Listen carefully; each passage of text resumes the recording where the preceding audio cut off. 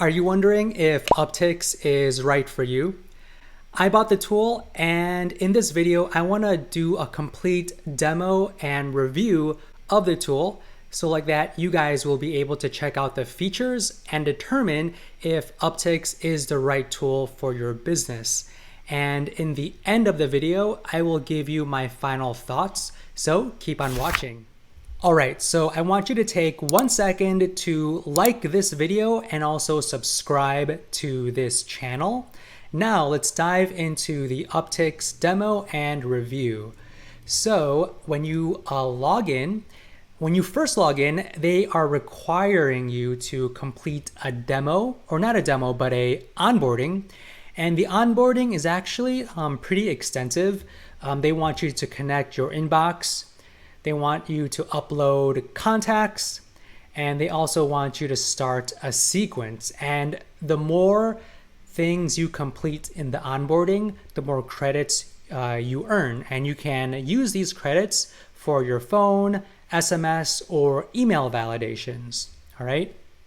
And depending on what tier you get on the SaaS Mantra deal, you get a select number of one-time credits that you could use.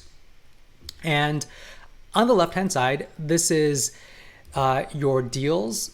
So this is where you'll be able to add a deal. Now, one thing about Uptics is that you really need to figure out how you can match the way Uptics works with your own sales process.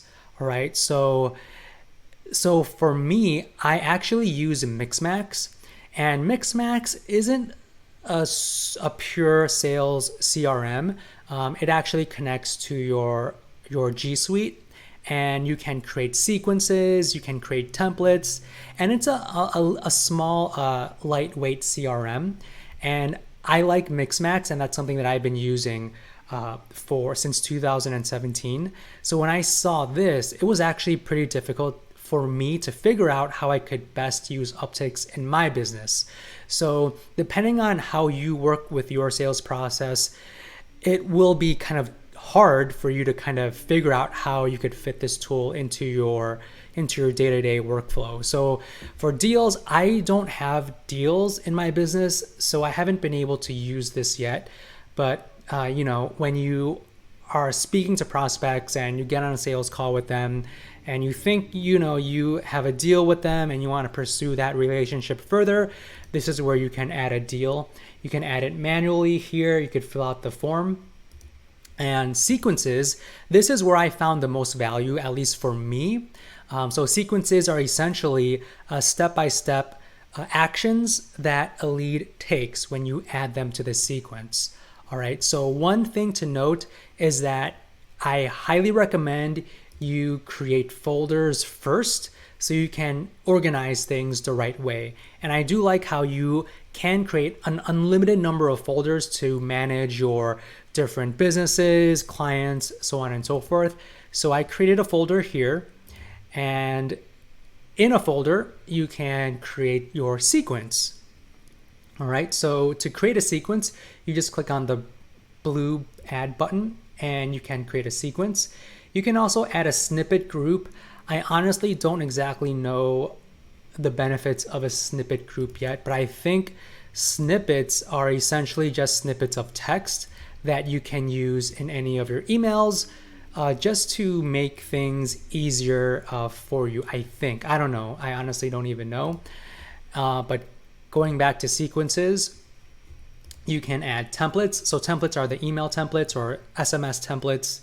And then sequences are the step-by-step workflow that your lead goes through.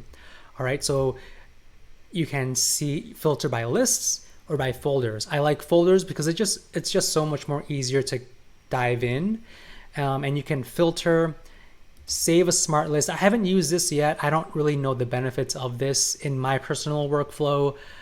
So if I open the Solar folder, one thing to note is that Uptics is kind of slow. There's a couple of times where I kind of rage clicked. So I clicked 15 times, at a time, and then the tool just blinked 15 times because it took forever to load. So as you see here, I opened up the solar folder, but there are no sequences. So you kind of have to play around with it, and I don't know why there's 2 solar folders now, but it's so weird. So I actually just realized this has never happened to me before. All right, so now there's just 1 solar folder. So it's a little bit buggy, right? So it's a little bit buggy and it's a little bit slow. So you gotta be patient with it. So when I open up the solar folder, okay, now the sequence finally opens. So you can turn on or off the sequence. You can see how many people are enrolled, how many people are active in the sequence, how many people completed the sequence, the open rate, click rate, reply rate. All right, so when you click on here, you can see much more data. So I like how everything is nicely laid out here. You can see your top level metrics, and you can, well, once this actually finishes loading. So it does take a while to load, so keep that in mind. If you are not patient like me, then you'll find this kind of difficult to use. So emails, I have a 3 email sequence, and you can see the data for every single email. I love how this is laid out.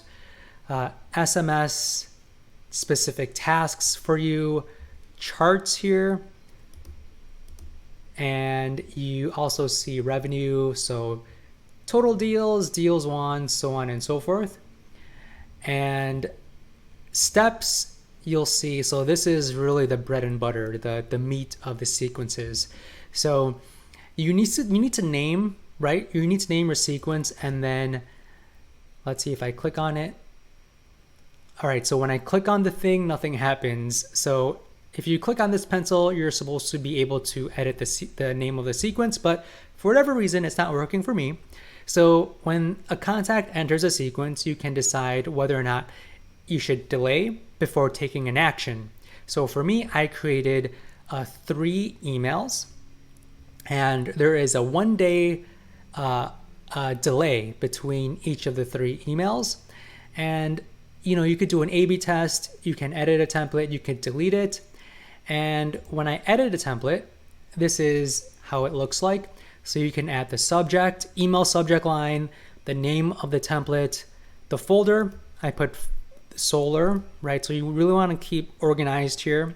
Template type, so there is email or SMS. And then visibility, private or public.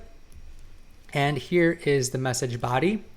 All right, so what I really like about this is that it analyzes the word count, CTAs, and spam words. This is huge. I've never seen a sales CRM offer the spam words count in real time. So you're actually able to edit your message body and make sure that there are no spam words, and it will tell you what are the spam words. So that's really cool, really cool feature. And then for contact first name, so I actually was struggling with this. So first name, so this is actually kind of confusing. So when you upload contacts, it's kind of confusing. I had to pull some hairs out because I didn't know exactly what to choose. So you could either manually add a person, add a company, or you could import contacts. For me, I imported contacts, and the CSV was a very simple CSV. There is just first name, email, and company, right? I thought that was super simple. Create that CSV, upload it, done, right?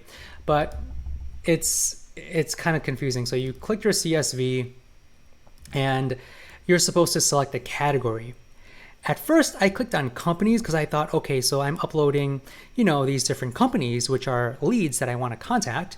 But when you click on companies, they limit you as to what columns in the chart you can select. So when you click on companies, you can't click on first name. So in the CSV, I have first name column, but there's no way to match the first name as a first name tag.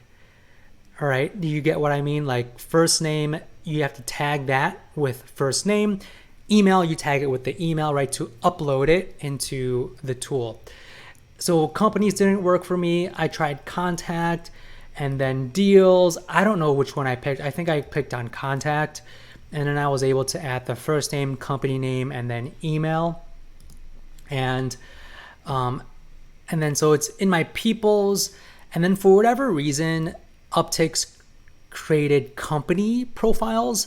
I don't know exactly how they created this list of companies. I assume it's because in the emails, the domain is the website. So I think that's how they match it. And if the domain of the email is actually a website, I think they turn it into a company. I don't know exactly, but it doesn't match the email or the phone number, right? So it created a company, but then where the heck is the email or the phone number? Or yeah, just the email. It should connect to the email because I have the emails here. So it's so weird. I don't know. And then first name. So first name. So you could open each individual profile. And this is pretty cool. I like how it has all of the important data here, what kind of sequences they're in. It automatically tags them with the date. And it also automatically checks the email deliverability. So for this one, it says do not mail. That means that email is no good. All right. And then if you click on another one, okay, so I don't know, sometimes they automatically validate the emails, sometimes they don't. For whatever reason, they didn't validate this, so you're supposed to click on it. And then it says email validation is in progress, and it takes a few minutes. It's not instant, but let me show you one. So this one is valid, so it has valid there. All right, so this is a test lead for me, and you can add. So company name here has this, but companies, you need to manually add a company, and then you're supposed to select the company that Uptics created. So it's kind of confusing. I don't know how, I put the company name here, so I don't get why the company name isn't under the company's card here. You're supposed to manually associate it with the company that Uptics listed out. So it's very confusing. I don't know why they do that, but I do like the history. So, you can add notes, you can add tasks. If you do email them, it'll be listed out here, and it will also it'll also notify you if the lead opens the email or clicks on the email or replies to the email. It'll all be listed here. So I like that. All right, so going back to sequences, I'm not even sure if this works. So I'm not even sure if the first name matches with this email. How do you call this? The tags here. Because I didn't actually connect it to contact.first_name. So, and I tested this out. I put one of my emails into the sequence. For whatever reason, I didn't get the first email in the sequence. So I have to reach out to support to figure this out. But I didn't get the first email in the sequence when I should have gotten it immediately once I added the email into the sequence. But for whatever reason, it didn't work. So I cannot troubleshoot this. And then you can, go into the second email and then make edits to the second email if you wish. And again, it is a little bit slow. So I clicked on the pencil icon, but it's not doing anything. So whatever, I'm just not gonna worry about that. You kind of get the gist. Enrollment. So it tells you how many people are enrolled in this sequence. Smart list. I don't know exactly what the smart list does for me. I'll have to kind of play around with it, but it gives you a description here. Unfortunately, you cannot read the whole description, so good luck with that. Okay, so settings, this is cool because it tells you which days you want the sequence to run. So you could choose which days of the week you want the sequence to run. You can choose the times to run it, select the email from, daily send limit, daily enrollment limit. You can send follow-up emails as a reply, which is good. And then you can also decide whether or not you want the unsubscribe link at the bottom of your emails.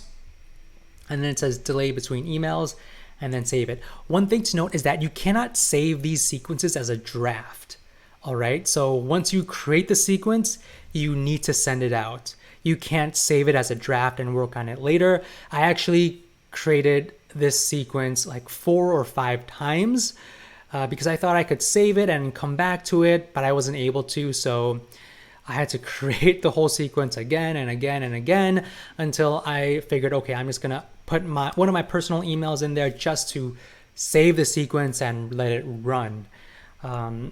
And for whatever reason, it's just loading and loading and loading. I have no idea what the issue is. Tasks. So these are all the tasks that you can see here as you create tasks. You can, see them all here. Signals. This is cool. So these are updates from your leads. So whenever a lead opens your email, you're able to see that there. Link clicks, inbound calls, unsubscribes. So you'll be able to see that in your signals, and you'll also get an in-app alert as well. So whenever you get an action, some action from your leads, you'll get it in your notifications. And then if you click on an alert, you'll be able to open up into their profile and then look at all of their data and see what the lead is all about. All right.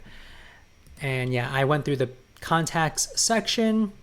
So I think they really need to update this. I wish there's a way to somehow connect these companies to the people, but unfortunately you have to do it manually, and I'm too lazy to do that right now. So good luck doing that. Snippets. I don't know the use case for these snippets yet. Messages. So these are the emails that I created. So I created different folders, and then within a folder, you can add the emails here. And then in the sequence, you can select the emails that you create. So my recommendation actually is to create the messages first and then go into sequences and then select the messages as you build out the sequence. That's the most clearest way to do it, to keep everything just organized. All right, because when you create a message in the sequence and you want to save it, you'll have to figure out how to save it as a message in a folder, and it gets really confusing. So my recommendation is to save it as a message first.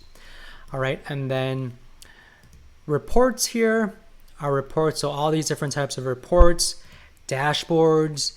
You can create a dashboard or add a dashboard. All right, so once you get things going, you can monitor your progress. And yeah, that's basically it. That's the gist of it. And quick add at the top right. So you can, add a person or a sales activity, things like that. So, all right. So make sure, before I give you guys my final thoughts, make sure to like this video, subscribe to this channel. Now, my final thoughts are, you need to figure out how to fit this tool into your day-to-day sales routine. For me, it's gonna be hard to fit this into my personal sales routine. Like I said, I use Mixmax, and that's been working really, really well for me. I do pay about $25 a month for Mixmax, so I was hoping Uptics will be able to replace that. But I still definitely need to play around with it. It is a little bit slow.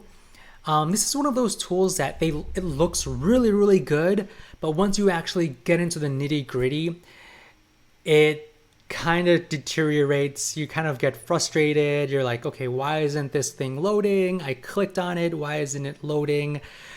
So there's a learning curve. Don't let the good looks fool you, because there's a learning curve. But it's a pretty powerful tool. But